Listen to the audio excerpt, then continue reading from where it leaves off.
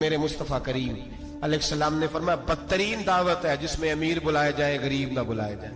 وہ بدترین دعوت حضرت ابراہیم کا طریقہ رہا ساری زندگی مہمان نوازی. ایک وقت ایسا آیا کہ اللہ تعالیٰ نے حضرت ابراہیم کو بہت زیادہ مال عطا فرمایا. اتنے اونٹ گنے نہیں جاتے, گائیں اتنی زیادہ کہ شمار نہیں ہوتی, بکرے بکریاں اتنی زیادہ کہ شمار, بہت زیادہ مال اللہ نے عطا فرمایا. اور ابھی کچھ عرصہ پہلے آپ پیچھے جائیں نا تو جو لفظ مال تھا وہ روپے پہ تو بولا ہی نہیں جاتا, وہ جانوروں پہ بولا جاتا. بہت زیادہ مال اللہ نے دیا, بکریاں گائیں اونٹ بیل بڑا کچھ. رب کریم نے فرشتوں سے فرمایا کہ واتخذ اللہ ابراہیم خلیلا, ابراہیم میرا دوست ہے. تو فرشتے کہنے لگے یا اللہ جسے اتنا کچھ دیا جائے اس نے دوست تو بننا ہی ہوتا ہے, تو نوازا ہی پڑا ہے, اتنا مال اتنے کھیت کھلیان اتنا کچھ. اللہ کریم نے فرمایا جاؤ آزمائش کر لو, امتحان لے لو. فرشتہ امتحان لینے پہنچ گیا. حضرت ابراہیم کے جانور چر رہے ہیں چراگاہ میں, حضرت ابراہیم بھی ہیں غلام بھی ہیں, بہت بڑا ریوڑ ہے. آپ تشریف فرمائیں. ایک فرشتہ آیا تو کھیت میں چھپ کے بیٹھ گیا اور بلند آواز سے کہنے لگا سبحان اللہ والحمدللہ ولا الہ الا اللہ واللہ. یہ تسبیح بڑی پسند ہے, محبوب نے ان کی فضیلت بیان کی. اب وہ حضرت سیدنا ابراہیم علیہ السلام کھڑے تھے تو وہ کھیت میں بیٹھ کے تسبیح پڑھنے لگا سبحان اللہ والحمدللہ ولا الہ الا اللہ. حضرت ابراہیم کہنے لگے یہ میرے رب کا نام کون لے رہا ہے, بڑی اس کی میٹھی آواز ہے, بڑی کون ہے. ڈھونڈنے لگے, گھومتے گھومتے اس کے پاس چلے گئے. فرشتہ انسانی شکل میں, تو میرے رب کا ذکر کر رہا تھا. اس نے کہا میں ہی کر رہا تھا. فرمانے لگے یار ایک دفعہ پھر نہیں کرتا. تو کہنے لگا ابراہیم پہلے تو میں اپنی مرضی سے کر رہا تھا, تو کہتا ہے تو پیسے لگیں گے, پیسے ہیں تو کر دیتا ہوں.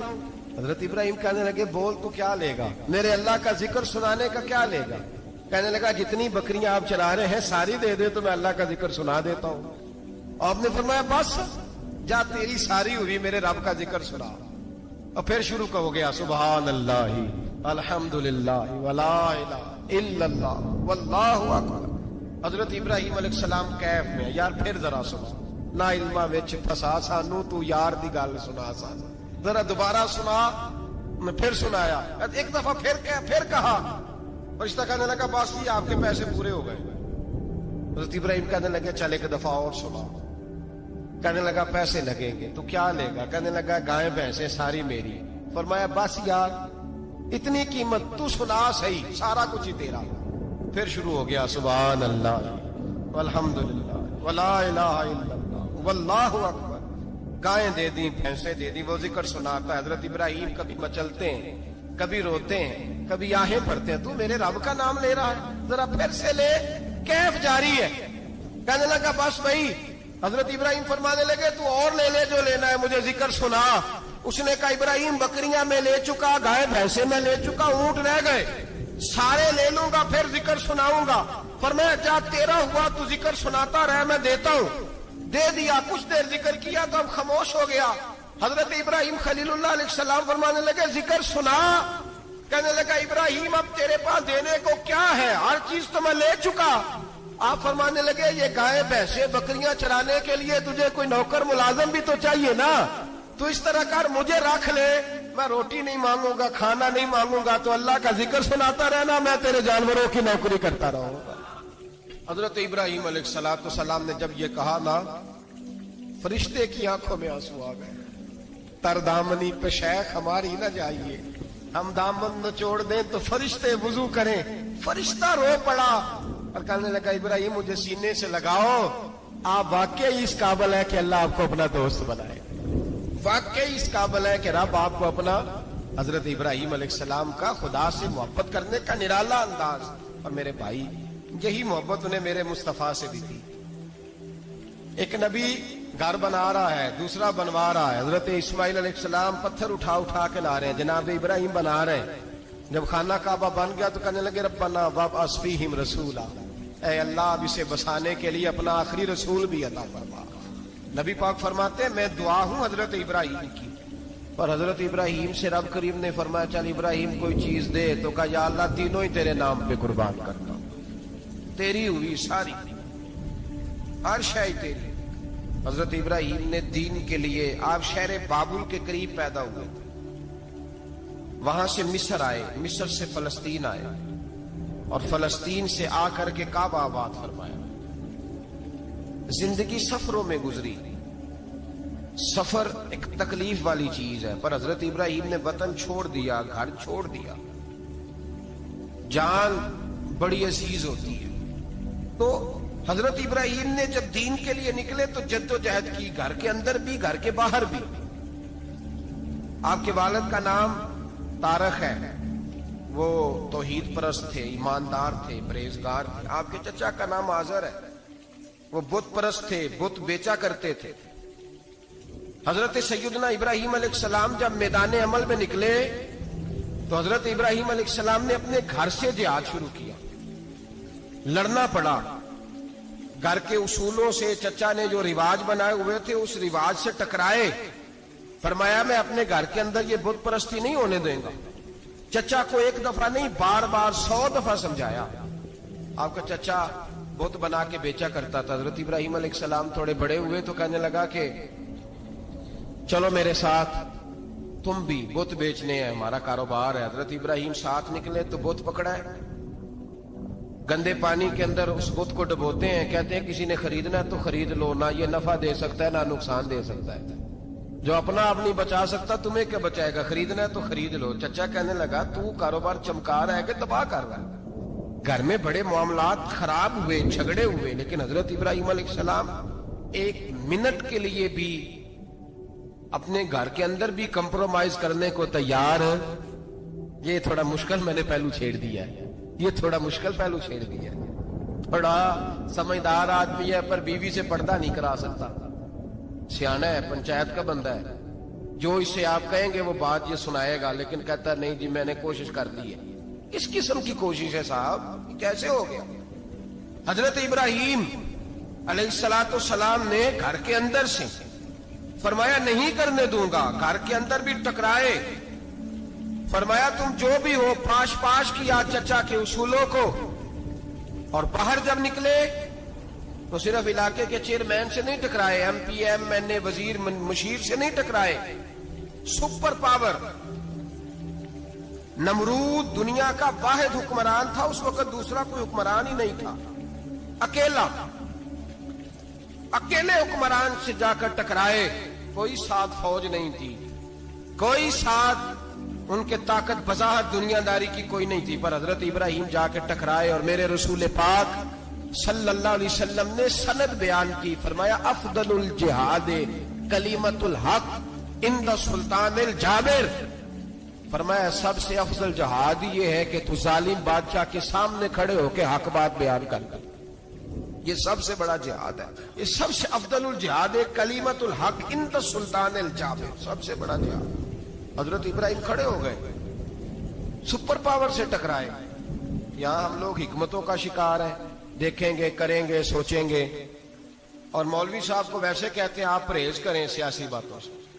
بھئی اللہ کے ہر نبی نے جا کے وقت کے ظالم حکمران کو لتاڑا ہے، للکارا ہے، یہ تو مشن انبیاء ہے۔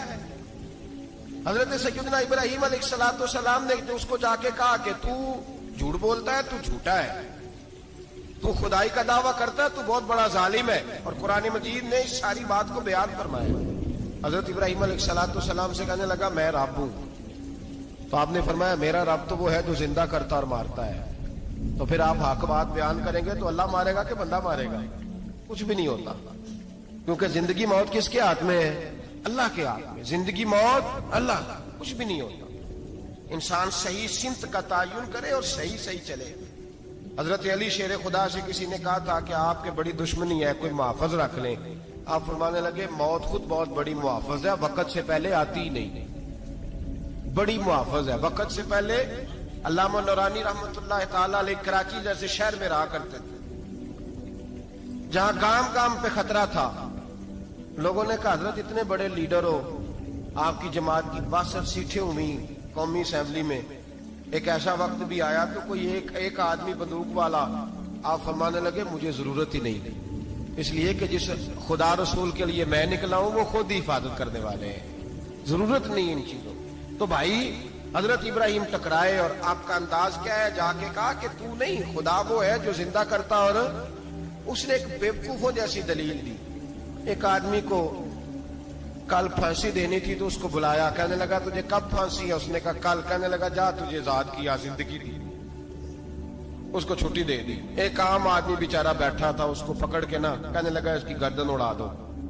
कहने लगा देख लो मैं भी जिंदा करता और मारता हूं, वो जो कल मरने वाला था मैंने जिंदा कर दिया है, और जिसको पता ही नहीं था कि मैंने मरना है उसे पकड़ के मैंने मार दिया है। ये बेवकूफों जैसी दलील है। हजरत सैयदना इब्राहिम अलैहिस्सलाम चाहते तो उसी वक्त दलील तोड़ देते कि तू क्या बेवकूफों जैसी बात कर रहा है, अगर तू जिंदगी देता है तो मरे हुए में जान डाल के दे जिसको तूने मारा है। लेकिन हजरत इब्राहिम ने देखा कि बेवकूफ है, बेवकूफों से बहस नहीं होती, दलील बदल ली जाती है, उनकी अकल के मुताबिक बात की जाती है। हजरत इब्राहिम फरमाने लगे मेरा रब वो है जो सूरज मशरिक से निकालता है और मगरिब में गुरूब करता है। तू अगर रब है तो तू मगरिब से निकाल के मशरिक में गुरूब कर। फबुहितल्लज़ी कफर, काफिर लाजवाब हो गया, उसके पास इस चीज का कोई जवाब नहीं था। अल्लामा इस्माइल हकी ने खूबसूरत फिक्रा लिखा है, खूबसूरत जान डाल दी एक जुमला कह के। हजरत सैयदना अल्लामा इस्माइल हकी रहमतुल्लाह अलैह फरमाने लगे चूंकि नमरूद बेवकूफों जैसी बातें कर रहा था, अगर वो ये कह देता ना कि मैं सूरज को निकालता हूं मशरिक से, मैं गुरूब करता हूं माज़अल्लाह मगरिब में मैं निकालता हूं, तो आप अपने रब से कहिए कि वो मगरिब से निकाल के मशरिक में गुरूब करे। अल्लामा इस्माइल हकी फरमाते हैं रब करीम की आवाज़े कुदरत थी, मालिक हजरत इब्राहिम अलैहिस्सलाम के इस, अगर वो कह देता और हजरत इब्राहिम दुआ कर देते तो रब करीम ने फरिश्तों को तैयार बिठाया हुआ था। फरमाया अगर ये कह दे मेरे खलील से कि सूरज मगरिब से निकाल के मशरिक में गुरूब करना है तो तैयार रहना, जिस तरह खलील कहेंगे वैसे ही कर देंगे। वत्तखज़ल्लाहु इब्राहीम खलीला, इब्राहिम हमारा दोस्त जो हुआ, जैसे कहेगा वैसे कर देंगे। हजरत सैयदना इब्राहिम अलैहिस्सलाम की बातों का जब जवाब न दे सका, दलील नहीं बंदा देता, फिर लड़ाई करता है, फिर झूठे मोटे एतराज करता है। दलील खत्म होती है तो लोग जातियात में उतरते हैं, कहते हैं ये खांसता सही नहीं, देखता सही नहीं। दलील खत्म, अब जातियात पे उतरे, कहने लगे मुझे पता चला है कि ये फलानी जगह गया था तो वहां जाके इसने इस तरह किया। फिर लोग जातियात पे उतरते हैं, जब दलील का जवाब दलील से नहीं दे पाते फिर जातियात पर उतर कर हमले करते हैं। हजरत इब्राहिम के दलाइल का जवाब नमरूद ना दे सका तो कहने लगा कि इसको आग में डाल दो। कौम गई हुई थी सारी, आपने बात सुनी हुई है, मैंने सिर्फ इशारा देना है, मेले पे तो हजरत सैयदना इब्राहिम अलैहिस्सलाम ने सारे बुत तोड़ दिए, कुल्हाड़ा बड़े बुत की गर्दन पे रखा। वापस आए, कहने लगे बुत किसने तोड़े हैं? तो फरमाया इससे पूछो जिसकी गर्दन पे कुल्हाड़ा है। कहने लगे ये तो बोल ही नहीं सकता। तो फरमाने लगे बड़े बेवकूफ हो, जो बोलता ही नहीं, सुनता ही नहीं, अपना आप नहीं बचा सकता, उसकी पूजा करते हो। कहने लगे पकड़ो, दलीलें खत्म हो गई, इसको आग में डालो। बहुत बड़ी हवेली 45 फुट मुरब्बा पे मुश्तमिल एक हवेली बनाई गई और 45 फुट ऊंची। मुख्तलिफ रिवायात, लामा इस्माइल हकी कहते हैं कि 3 महीने तक नमरूद ने कहा कि इसके अंदर लकड़ियां डालो। लोग पूछने लगे कितनी दुनिया जलानी है? कहने लगा बंदा तो एक जलाना है, पर बंदा बड़ा तगड़ा है, एक बंदा। 3 महीने लकड़ियां डाली गई और लोगों की जो तुहम्मात होती है ना वो बड़ी अजीब होती हैं। तुहम्मात मैंने बड़ी तफसील से रमजान मुबारक में गुफ्तगू की थी। बदशगुनी तुहम्मात लोग लेते हैं, उस वक्त भी लोग तुहम्मात का शिकार हो गए। अकीदा बिगड़ जाता है तो वो अजीबो गरीब बातें करने लगता है, तुहम्मात का शिकार हो गए। बीबियां नजर मानती, मैं बीमार हूं, अगर सही हो गई तो इतने मन लकड़ी दूंगी हजरत इब्राहिम की आग जलाने के लिए। एक औरत लेके जा रही है लकड़ियां, एक नेक दिल आदमी ने उससे पूछा कहां जा रही है? कहने लगी मैंने मन्नत मानी थी तो हजरत इब्राहिम अलैहिस्सलाम को माज़अल्लाह जलाने के लिए लकड़ियां लेके जा रही हूं। तो वो रब करीम के बंदे कहने लगे तू ढूंढती रहेगी, तुझे वो जगह मिलेगी नहीं। वो बीबी कई महीने घूमती रही, जगह ही नहीं मिली जहां लकड़ियां डाली, मारी गई। तो हम्मात का शिकार हुए बहुत सारे लोग। तो हम्मात का भाई, तो हम्मात दीन के अंदर मना है। तो हम्मात दीन में कोई नजर मानना, कोई किसी बुजुर्ग के मजार पे जाके साले सवाब के लिए कुछ चीज मानना, ये तो दुरुस्त हुआ।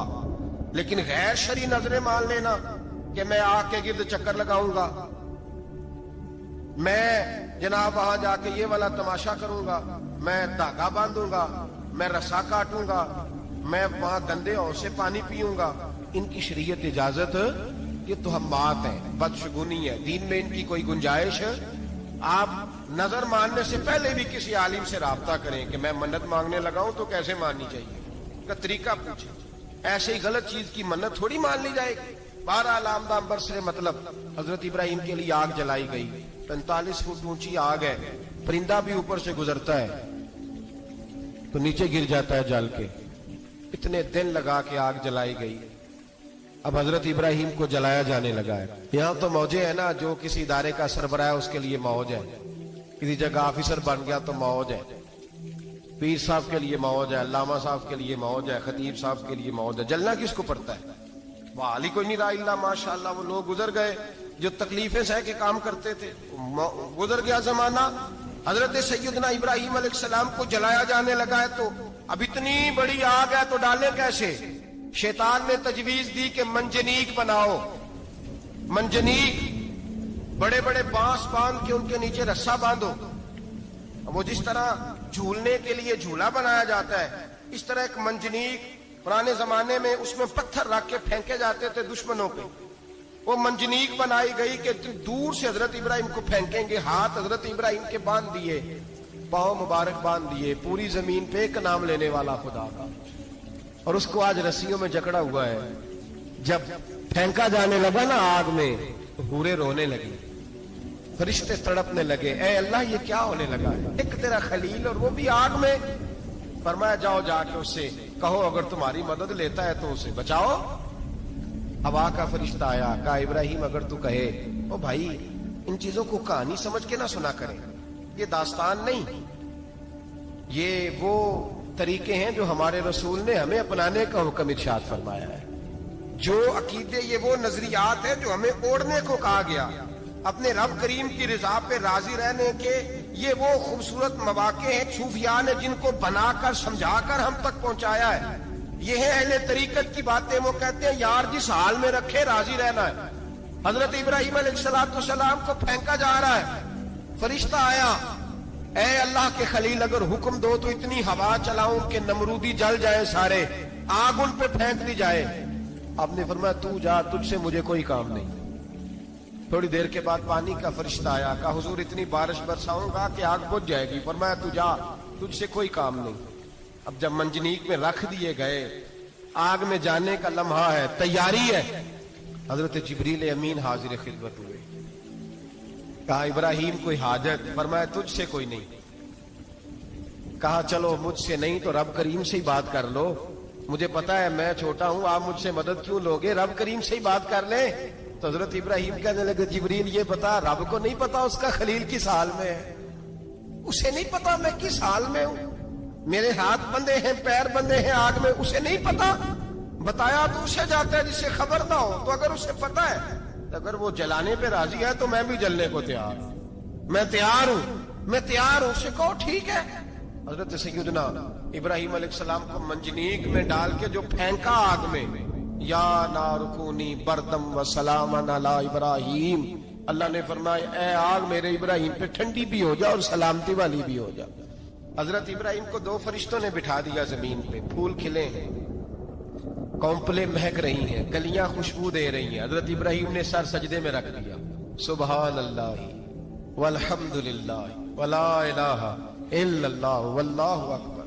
حضرت ابراہیم اللہ کی تسبیح پڑھنے لگے، رب کریم کا شکر بجا لانے لگے۔ نکلے وہاں سے، کچھ دن گزر گئے، نکلے، حکم ہو گیا ابراہیم علاقہ چھوڑ دو۔ حضرت ابراہیم علیہ السلام وہاں سے نکل کے مصر آئے، چچا کے پاس ٹھہرے، انہوں نے اپنی بیٹی جناب سارہ کا نکاح کر دیا۔ کچھ آگے بڑھے تو ایک ظالم بادشاہ سے ٹکرائے، اس نے ایک شہزادی، ایک بادشاہ کی بیٹی قید کی ہوئی تھی، جناب ہاجرہ نام تھا، ان کو قید سے چھڑا کے ساتھ لائے۔ حضرت لوط علیہ السلام بھی ساتھ، یہ 4 لوگوں کا قافلہ چلا، فلسطین میں جا کے پڑاؤ ڈالا، گھر بار چھوڑا، تبلیغ شروع ہوئی۔ حضرت ابراہیم کے گھر میں 2 خواتین ہیں، ایک آپ کی بیوی ہیں، ایک حضرت ہاجرہ ہے، اولاد کوئی نہیں۔ बड़ा मेवा है मीठा। घर वही आबाद होता है जिसमें बच्चे रोते हैं। घर होता ही वो है जिसमें बच्चों की चंचनाहट होती है, भिन बनाहट होती है। हजरत इब्राहिम ने एक बच्चा रोते हुए देखा तो आंखों में आंसू आए, कहने लगे रब्बी हबली मिन अस्सालिहीन, या अल्लाह मुझे भी नेक औलाद अता कर दे। हजरत सारा ने सुन लिया, कहने लगी इब्राहिम शायद मेरे बतन से तो आपको नसीब नहीं, हाजरा से निकाह कर लो। नाबे हाजरा से निकाह हुआ। अल्लाह तो बड़ा बेनियाज है। रब करीम ने हजरत इस्माइल जैसा खूबसूरत बेटा अता फरमाया। बेटा काला स्याह भी हो तो सीने की ठंडक होता है, पर ये तो वो बेटा है जिसकी पेशानी में नूरे मुहम्मदी चमकता है सल्लल्लाहु अलैहि वसल्लम। हजरत सैयदना इस्माइल इतने खूबसूरत। अब जिस बीवी के यहाँ बेटा था, बैठना उठना भी ज्यादा उसके पास, आना जाना भी उसके पास, तवज्जो उधर हो गई। जनाबे सारा रश्क करने लगी। एक दिन कहने लगी इसे छोड़ आ जंगल में, बाद ये गैर ज़ीज़र मक्के के पास। भाई एक बेटा आलमे दीन बना लो। कहने लगा रोटी कहां से खाएगा? तेरे 5 बेटे हैं को हाफिज़े कुरान बना, कहते रोटी कहां से खाएगा? वो बच्चा भी कहता है मैं कहां से खाऊंगा। हजरत इब्राहिम अलैहिस्सलाम तो चंद महीने का बच्चा छोड़ आए, तो कहां से रोटी खाई हजरत इस्माइल ने? कहां से खाई उनकी अम्मा ने रोटी? भूखे मर जाते हैं ये सारे। मैं बड़ी जिम्मेदारी से कहा करता हूं कि जितनी खूबसूरत रोटी अल्लाह करीम दीन के खादिमों को अता करता है शायद किसी और के नसीब होती हो, लेकिन हम लोग तवज्जो ही नहीं कर रहे। हमारा ज़ौक़ ही नहीं बन रहा।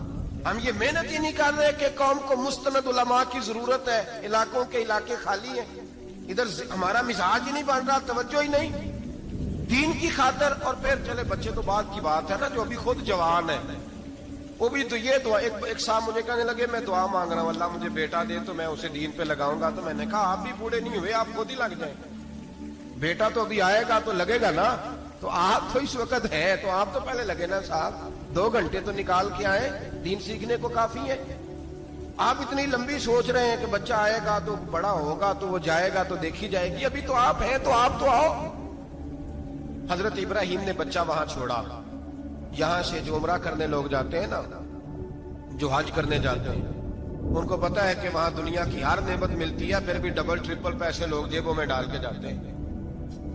हजरत इब्राहिम जब वहां लेके गए तो कोई इंसान नहीं था, पानी का कतरा नहीं था, 2 किलो खजूरें, एक मशीज़ा। बीवी को थमाया। हमारे घर में हजारों चीजें पड़ी हैं, लेकिन वो जो तवक्कुल है ना वो खत्म हो गया है। अल्लाह देगा, हलाल हलाल पे कनात करे, जायज जायज पे भरोसा करे, रब करीम अता करने वाला है, वो मिजाज खत्म हो गया।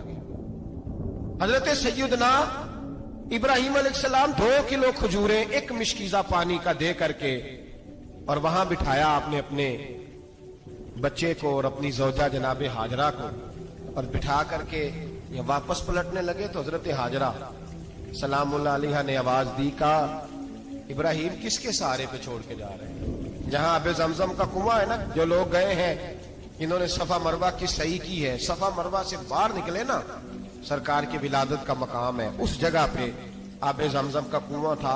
वहां हजरत सैयदना हाजरा को बिठाया। कोई चीज नहीं, कोई दरख्त नहीं, कोई खेत नहीं, कोई पानी नहीं, कोई कुआं नहीं, वहां बिठाया और बिठा करके निकलने लगे तो जनाबे हाजरा फरमाने लगी इब्राहिम किसके सहारे पे छोड़ के जा रहे हैं? कहने लगे अल्लाह के सहारे पे। तो पाकबाज बीबी ने एक लफ्ज पूछा, कहा इब्राहिम ये मेरे रब का हुक्म है, ये मेरे बस जिनका अकीदा तौहीद मजबूत हो उनके लिए एक जुमला काफी होता है, ये मेरे अल्लाह का हुक्म है? तो जनाब इब्राहिम अलैहिस्सलाम फरमाने लगे हाजरा हाँ रब का हुक्म है। जब ये लफ्ज कहे तो चाहिए था ना हजरत इब्राहिम तसल्ली देते, तो बीबी साहबा तसल्ली देने लगी, अर्ज करने लगी इब्राहिम अगर अल्लाह का हुक्म है तो फिर आप हमारी फिक्र ना करना। अगर ये रब का हुक्म है तो फिर हमारी फिक्र ना करना। जिस रब ने हमें यहां तक पहुंचाया है वो हमें कभी भी जाया नहीं फरमाएगा, फिर फिक्र ना करना। हजरत इब्राहिम आ गए। ये बात आपने सुनी हुई है, इशारा करना मकसूद है। 13 साल में चले मान भी लिया जाए बाज रिवायात की रोशनी में कि आते जाते भी रहे, लेकिन मुकम्मल देखभाल अपने बच्चे की परवरिश में पूरा हजरत इब्राहिम अलैहिस्सलाम का किरदार, सारा किरदार माँ का था। मैं जब खवातीन के बारे में कोई बात करता हूं तो मैं आपको अक्सर कहता हूं कि ये सिर्फ बीवी के लिए हुक्म नहीं होता, ये ट्रेनिंग बेटी को देनी है और बहन को देनी है। یہ تربیت کریں اپنے گھر میں. میں تجربے کی روشنی میں یہ بات عرض کیا کرتا ہوں کہ بھائی بچے باپ کے فرما بردار اس وقت ہوتے ہیں جب اماں انہیں باپ کا فرما بردار کرتے ہیں, اور بچے باپ کے نافرمان بھی تب ہوتے ہیں جب اماں انہیں باپ کا. میں نے اپنے کانوں سے سنا ایک دفعہ ایک بچہ اپنے باپ سے کہہ رہا ہے آپ نے تو ساری زندگی باہر گزار دی, پیسے کمانا کون سا مشکل کام ہے, دکھ سکھ تو سارے اماں نے برداشت کی, سکولوں میں وہ جاتی تھی, فلانا کام وہ کرتی تھی, فلانا کام. اب یہ سوچ اس کی ذاتی تو نہیں, یہ اس کو دی گئی ہے. اور اگر اس کو یہ سوچ دے دی جائے کہ اماں کہے کہ میں تو اپنوں میں رہی ساری زندگی, میں نے تو اپنوں میں وقت گزارا, اور تیرا باپ تو کئی دفعہ جنازے بھی نہیں پڑھ سکا, نے تو ماں باپ ایسے دفن کر دیے, وہ اگر یہ سوچ فراہم کرے تو پھر بچہ باپ کا فرما بردار ہوتا ہے. اور یہ والی روایتیں ہم بیوی کو سناتے ہیں, حالانکہ کس کو سنانی چاہیے؟ بولیے, بہن اور بیٹی کو. بہن اور بیٹی کو سنائیں یہ باتیں, ان کو سمجھائیں, تاکہ آگے جا کے وہ جو گھر ترتیب دیں وہ گھر بڑا عمدہ اور نکھرا ہوا ہو. حضرت سیدنا ابراہیم 13 سال کے بعد آئے, چونکہ گھر میں اللہ تبارک و تعالیٰ کی دوستی کا چرچا تھا, اللہ تبارک و تعالیٰ کی محبوبیت کا غلبہ تھا. 13 سال کے بعد فلما بالغ معہ سعیا, بیٹا جب اتنا بڑا ہوا کہ ساتھ چلنے لگا, تو حضرت ابراہیم نے اپنے بیٹے کو بلا کے کہا بیٹا مجھے خواب آئی ہے, میں تجھے ذبح کر رہا ہوں, تیری کیا رضا ہے؟ حضرت اسماعیل کہنے لگے یا ابت افعل ما تؤمر, ابا جی اللہ جیسے حکم دیتا ہے میرے ساتھ ویسے ہی کریں, جیسے اللہ حکم دیتا ہے ویسے ہی, بولیے ویسے ہی کریں. حضرت حاجرہ کو کہا کہ ایک دوست نے دعوت کی ہے تو وہاں جا رہے ہیں, بی بی مطمئن ہے, تفصیلات کی ضرورت نہیں, ختم بات, اعتبار ہے, مطمئن ہو گئی. شیطان پیچھے سے آیا اماں کے پاس, ذرا تھوڑی دیر کے لیے تصور جمائیے, یہاں تو پڑوسن آ کے کوئی بات بتا دیتی ہے خاوند کے بارے میں تو کئی مہینے جھگڑا جاری رہتا ہے, پڑوسن محلے دار. شیطان نے آ کے بتایا لفظ کیا ہے, کہا حضرت تمہیں پتا ہے کہاں جا رہے ہیں؟ کہا دوست کی دعوت میں. تو کہنے لگے دوست کون ہے؟ رب کریم. اور ابراہیم کا خیال ہے کہ اس رب نے مجھے حکم دیا ہے کہ میں ذبح کروں. تو حضرت حاجرہ کہنے لگی کبھی باپ بھی بیٹے ذبح کرتے ہیں؟ شیطان کہنے لگا ان کا خیال ہے کہ ان کے رب نے حکم دیا ہے. جناب حاجرہ فرمانے لگی اگر رب نے حکم دیا تو پھر تو مجھے شیطان لگتا ہے, تو مجھے شیطان لگتا ہے. کا کیا مطلب؟ فرمانے لگی اگر رب کریم کا حکم ہے تو میرے پاس ایک اسماعیل ہے, اگر 1000 بھی ہوتے میں سارے اللہ کے راستے میں پیش کر دے دیتی. مالک کا ہی تو ہے سارا کچھ, اسی کا ہے, اس میں لیت اللہ کی کیا گنجائش. حضرت سیدنا ابراہیم علیہ السلام نے بیٹے کے حلق پہ چھری رکھ بھی دی اور چھری چلا بھی دی, رکھ بھی دی, اور وہ تو اللہ کریم نے فرمایا یا ابراہیم قد صدقت الرؤیا, ابراہیم تو نے خواب سچا کر دکھایا, وہ قیامت تک تیرا نام رہے گا. حضرت ابراہیم نے وطن بھی دیا, جان بھی دی, بیٹا بھی, اللہ کریم نے دمبے دیے, فرمایا یہ فدیہ ہے. اب یہ قربانی قیامت تک حضرت ابراہیم کے طریقے کے مطابق جاری ہے. حضرت ابراہیم بہت بڑے مہمان نواز تھے, بہت بڑے. آپ جب مصر میں قیام تھا تو بڑے بڑے لمبے چوڑے لنگر پکتے تھے, لوگ آیا جایا کرتے تھے, بڑا تفصیل کے ساتھ کھانا ہوتا تھا. مہمان نوازی آپ کی خاص صفت مبارکہ ہے. ہمارے ہاں بھی مہمان نوازی ہوتی ہے امیروں بلکہ اب تو مہمان نوازی اس طرح کی ہے کہ کل تیری میرے پاس دعوت ہے اور پرسوں میری تیرے پاس ہے. وہی امیروں میں وہ چکر رہتا ہے, پارٹیاں دوست ایک دوسرے کو ڈالتے ہیں, تیری طرف پارٹی تیری طرف, اور اسی انداز میں اب یہ عید آئے گی نا ٹکا پارٹیاں ہوں گی جگہ جگہ, اور لوگ سوال پوچھنے لگے ابھی سے, کہتے ہیں قربانی کا کتنا گوشت گھر رکھنا جائز ہے, قربانی کا کتنا گوشت گھر رکھنا جائز ہے؟ سارا ہی جی ہاں, اس لیے فریزر لے لے, فریج سے نہیں کام چلے گا, سارا ہی جائز گھر رکھنا, سارا ہی جائز ہے, رکھ لیں. او خدا کے بندے, قربانی وہ بندہ دیتا ہے جو سارا سال ہی گوشت کھاتا ہے. صحیح کہہ رہا ہوں؟ قربانی صاحب نصاب صاحب استطاعت بندہ دیتا ہے نا, تو وہ سارا سال ہی گوشت, تو سارا گھر میں رکھنا بھی جائز ہے, لیکن سارا دے دینا بھی. تو جو آ رہی ہے اس پہ کیوں توجہ کرتے ہو, جو دوسرا جائز ہے اس پہ کیوں نہیں عمل کرتے؟ سارا تقسیم کر دیں, بات ختم ہوئی. یقین کریں محرم میں جا کے دوست ٹیلی فون کر کے سوال پوچھتے ہیں, کہتے ہیں صاحب سنا ہے قربانی کا گوشت محرم میں کھانا جائز نہیں. میں کہ نہیں, ربیع الاول بھی جائز جی, رجب رمضان تک کھاؤ, کوئی بندہ نہیں منع کرتا, اس لیے کہ کسی کو دینا تو پسند ہی نہیں. یا پھر اس میں سے جو خاص خاص چیزیں ہیں وہ اپنی فریج میں, اور باقی جو ہے وہ دوسروں کے لیے. یہ کیا طریقہ ہے ہمارا, اور اسی پہ عمل ہے. اللہ تبارک و تعالی ہمیں سمجھنے کی توفیق عطا فرمائے. یہ قربانی حضرت ابراہیم کا طریقہ ہے. حضور نے اگرچہ نبی پاک کی اپنی سنت تھی, یہ بھی کہہ سکتے تھے سنتی و سنت ابیکم ابراہیم, میری سنت ہے اور تمہارے باپ ابراہیم کی سنت ہے. یہ نہیں فرمایا. جب صحابہ نے کہا قربانی کیا ہے, فرمایا سنت ابیکم ابراہیم, یہ تمہارے باپ ابراہیم کی سنت ہے. ہر صاحب نصاب پر قربانی واجب ہے. جو زکوٰۃ کا نصاب رکھتا ہو اس پر قربانی واجب ہے. یعنی ضروریات سے زیادہ اتنے پیسے, جتنے پیسوں سے زکوٰۃ فرض ہوتی ہے, اتنے پیسے جس آدمی کے پاس قربانی سے